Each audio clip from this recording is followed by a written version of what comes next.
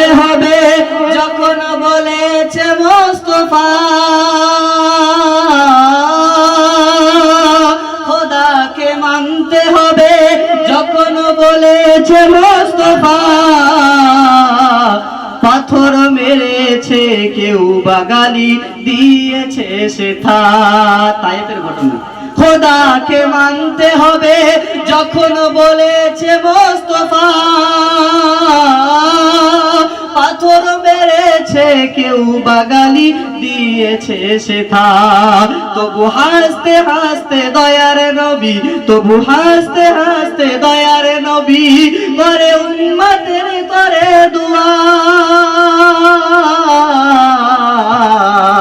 وتعز من تشاء وتذل من تشاء ارشاد किबरिया है ऐलान मुस्तफा, इरशाद किबरिया है ऐलान मुस्तफा। وتعز من تشاء وتذل من تشاء। ফেরাউনকে ডুবাইয়া মারে যে নীল নদীতে,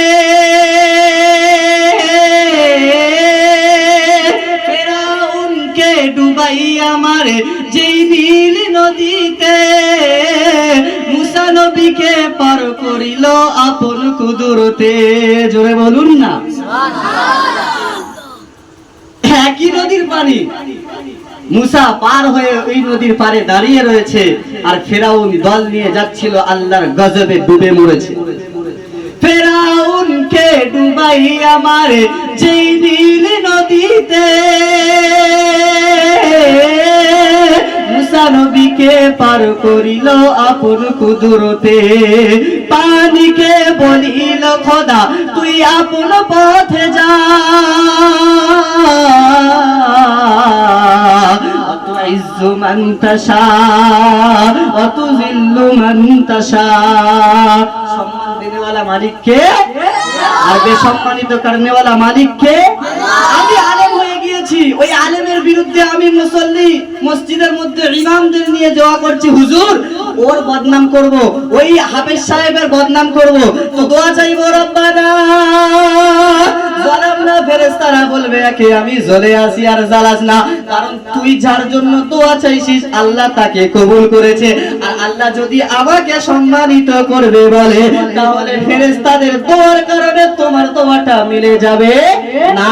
তুমি দোয়া চাইবে রব্বানা, আর আল্লাহ বলবে যতই দোয়া চা ফেরেশতাদের কারণে আমি আল্লাহ কবুল করব না, কারণ আল্লাহ ওকে সম্মানিত করবে। আর তুমি যদি বলো ওকে বেসম্মানিত করো, তোমার কথা ভেস্তে যাবে, কারণ আল্লাহ বলছেন আল্লাহু লা ইলাহা ইল্লা হুয়াল হাইয়ুল কাইয়্যুম। এখানে যত মানুষ বসে রয়েছেন সবাই আমাকে চেনেন কি চেনেন না? গোটাচারি কিছুদিন যে আপনাদের সম্মুখে দু চার কথা রাখার কারণে পরিচয় হয়েছে কি হয় নাই?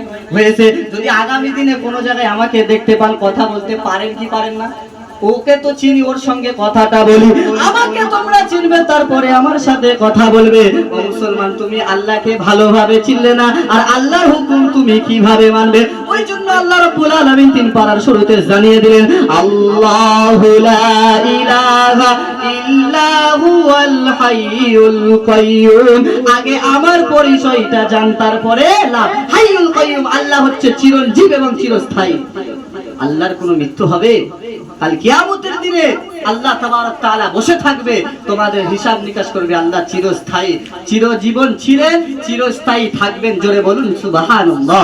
ওই জন্য মুসলমান, তুমি ভালো, তুমি কারোর নামে বদনাম করতে যেও না, কারণ তোমার বদনামটা যদি আল্লাহ কবুলিয়াতের যোগ্য না করে, আল্লাহ যদি ওকে সম্মানিত করবে বলে, তুমি